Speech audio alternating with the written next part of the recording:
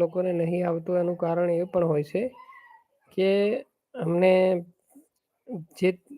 એક કરતાં 2 કે 4 એક કરતાં વધારે બેંક એકાઉન્ટ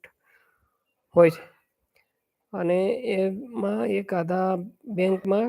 આધાર કાર્ડ લિંક હોય છે એટલે કે ડીબીટી કરેલું હોય છે જે તે બેંકમાં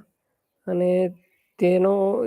સીધો લાભ તે એકાઉન્ટમાં જ જમા થાય છે એટલે કે જે 2000નો હપ્તો છે ને તે ખાતામાં જ જમા થાય એટલે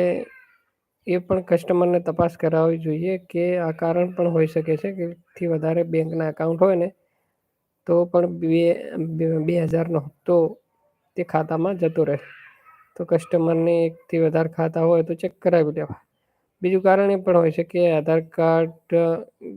બેંક એકાઉન્ટ 12 મહિના કરતાં યુઝ ના કર્યું હોય અને કેવાયસી કરવાનું બાકી હોય તે પણ કરાવવું જરૂરી છે. બીજું જય માતાજી, જય હિન્દ, જય ગુજરાત.